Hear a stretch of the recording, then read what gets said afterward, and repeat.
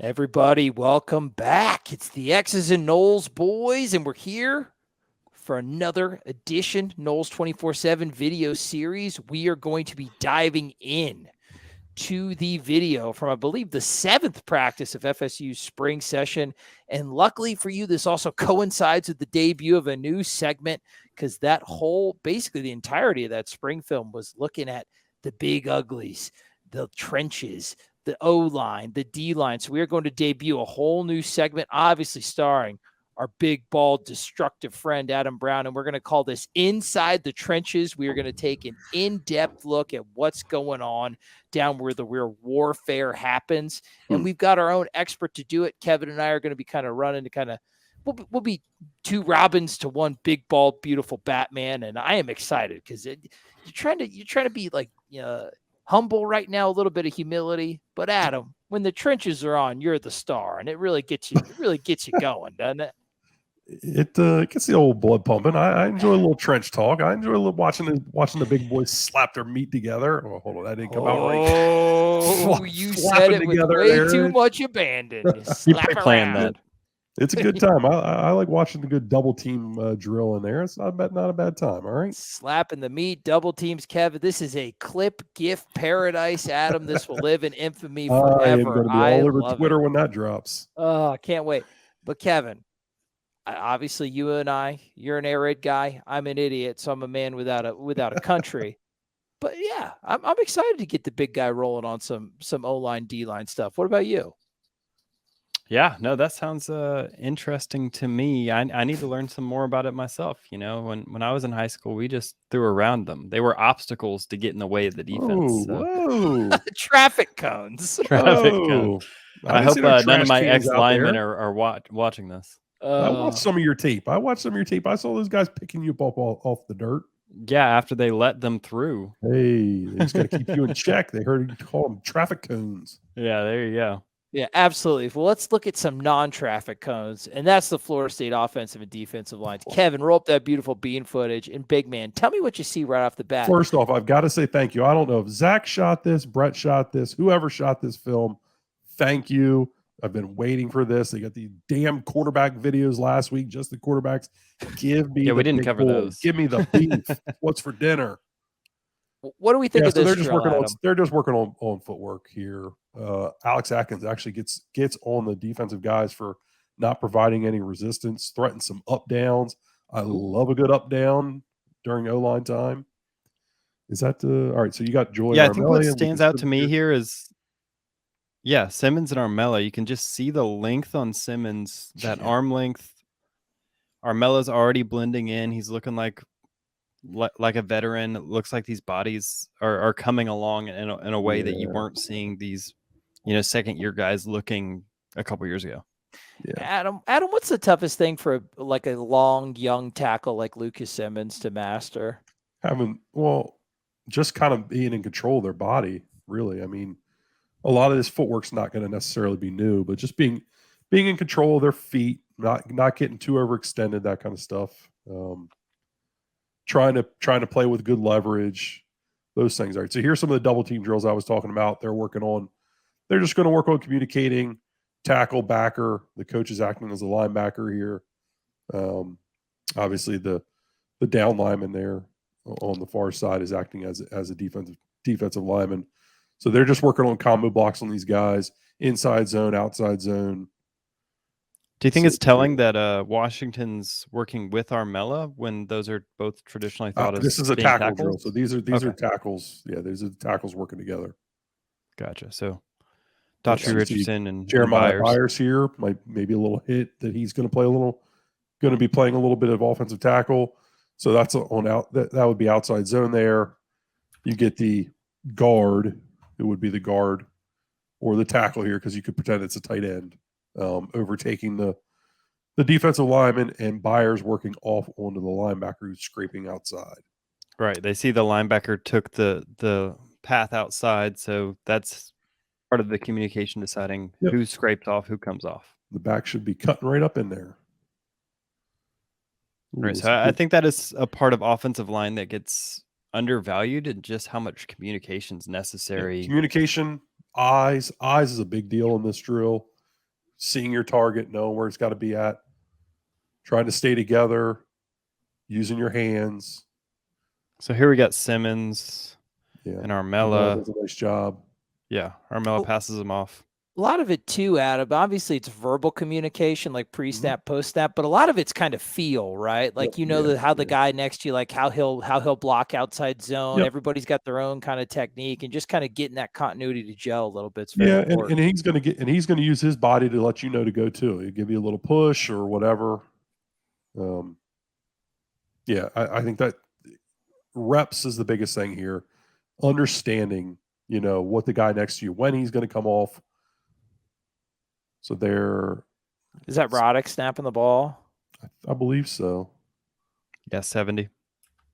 All right, so now we're on the defensive line. Yeah, 70s Roddick. Go back again, Kev. You a dead snap? It's a pretty good snap. Yeah. Yeah, I think a lot of people do the dead ball snap. Oh, I did that when I was in high school because I couldn't do like the spinning one with the hand, and it's idiot proof because I did it. Yeah, the dead ball just means that they're snapping it flat out, as opposed to a lot of times they'll get up under the ball and kind of throw it towards throw it like a backwards throw, basically. I snapped it right. Get it on the point. Snapped it right. I played out of a 4-point stance. A 4-point stance. I did too. That's funny, dude. Yeah, because we ran triple option. Yeah. Yep. Old school. What's going on here, big guy? Tackling drills? Just working angle tackle. Yeah. That's okay. That's important. Just get off. Yep. Just take off, angle tackle. They're incorporating two things at once here. Boy, Fabo looks big. Yeah, Fabo's a big dude. And you can kind of see, I think what we're going to get mostly out of this is just kind of get off. I think this might be Daniel Lyons. It's okay. Yep, that's Daniel Lyons. You see how quick and explosive he is. He's explosive. He's long. Derek McClendon announced he's going to go on the transfer portal today. So maybe Daniel Lyons is a player. They look to play on the edge a little bit in some packages this year. Yeah, I think he could play out there. He's got the length. I don't think he's too big to slide out there.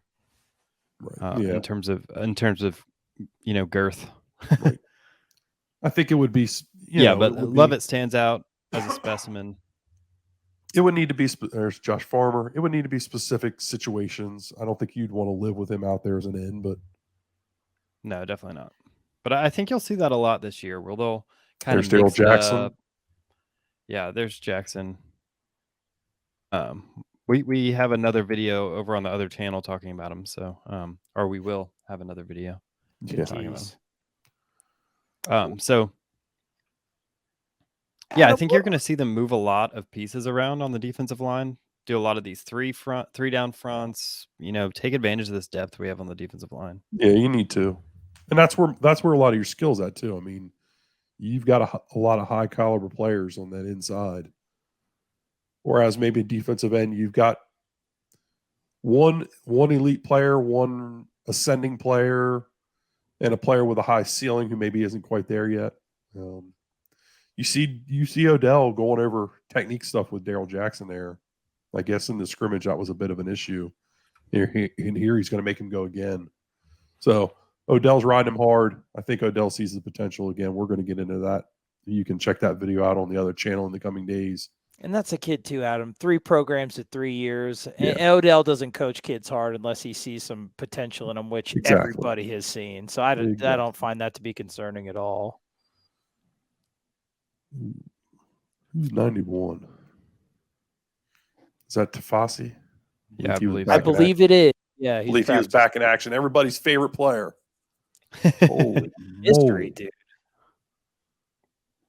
I mean, he's got good get off. He looks the part, standing next to Darrell Jackson, Fabien Lovett, 2 known quantities on starting Power 5 teams. He's a big explosive athlete. I can't wait to see Braden Fiske donning a maroon or a garnet jersey. Yeah, I mean, just seeing him with the green jersey, dusting Mike Norvell in that sprint's exciting enough, dude. Athlete. All right, so they're working on leverage, take off, stand low. This is boring stuff, but it's important. Yeah. So, AB, do you think as time goes on that you would have 2 or 3 guys kind of working this drill, or? No, there's not really space. I mean, they might do it on a bigger. So this is specific to these. They're working hands there, leverage. So that specific drill there, no, I think it would be tighter. All right, here's pursuit drill. I'm sorry, that last drill, you're going to do one man. Sometimes I've seen them work it on the 5-man sled where they get multiple guys going. Right. Yeah. That was almost working on that initial punch, though, right, Yeah, Adam? That's really confined that space. Step hands, just kind of being in unison, where the hands need to be. Gotta love pursuit drill. Yeah, run. You'll do this in springtime. You won't see it again. There's Kev's offensive line right there. Yeah, but you see Edmund on the edge there. Yeah, you've been out of practice, Kev. How's he looked? He's looked solid. I don't think he's. I mean, it's kind of hard. You're comparing him to Jared Verse, and I think another very explosive athlete in Patrick Payton.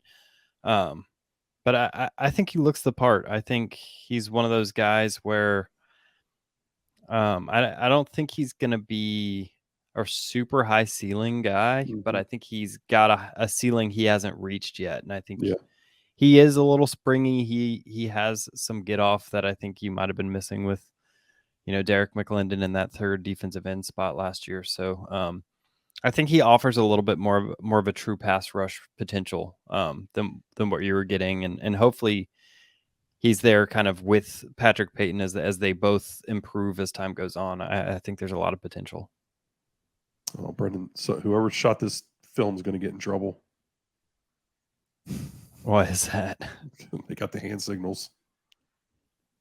You also see Shaheem Brown. Shaheem Brown looks like he kind of toned up. I mean, that's not the point of this video, but he's kind of sitting here standing in front of the camera. Right? But you got to take notice. The change in body composition is noticeable out there. And I was saying that last season. Every year that I've come back, their bodies just are built a little bit different and a little bit, they have a mold they're trying to fit these guys into, and you can tell that they're getting there. Yeah, and it's all functional strength, really. You don't see a lot of unless from maybe the clear walk-on guys. You don't see a lot of bad weight. You don't see a lot of I don't know, dude, glamour muscle type stuff. It all looks like very functional, fast strength. And hats off to the bearded one, Josh Storm. I mean, that's Lyons there again, number 95, and we're talking about him potentially playing some defensive end in some packages. He's huge. Yeah, that's a long 3-tech. He's a big dude. Man, yeah, Fiske really comes out of his stance. Yeah, let's see. He's in the green jersey here. What's the most important thing in a drill like this, Adam? What's Odell looking for here? Maintaining the technique, speed of the get off. What is he really? They're working. I don't want to say because I don't want to get in trouble. I mean, they're working, please. I mean, we're not. You just don't have to. I didn't do that. They're working on setups like games and stuff. So they're watching technique. I mean, they're watching, are you going to be in the right place? Are you leveraging the guard? Are you leveraging the center so that the game's run correctly? They're working on stunts there. Yeah. They were working some stunts. I mean, Odell's looking for technique. Are you where you're supposed to be? Are your hands where they need to be? Are you creating the leverage that we need for this game to work? So we just went inside the trenches, Adam. What do you see? Overall, your assessment based on all of the intel that we've gotten for our wonderful colleagues at Noles 24/7, great video like that, your own keen eagle eye. I mean, are you as excited as some of the rhetoric that we had pre-spring? We expected some pretty high things out of this group. Yeah, I would have liked to seen some more of the guards because I want to see Keandre Jones moving around a little bit. I want to see, I would like to see some of the more of the interior guys, but I mean, in all, I've heard Chris and Brendan and Kevis shared with us, the offensive line looks vastly improved. They've got numbers, they've got depth, they've got legitimate tackle bodies out there now. They look bigger, faster, stronger. That comes through in this tape. I think that really is the first thing that jumps out at you. And then the athleticism and the length on the edges. You see Julian Armella, you see Simmons, like those guys look like what you want on offensive tackle to look like, an edge player for your offensive line to look like at this level. So that really stands out. Obviously, they're an amazingly coached unit with Alex Atkins.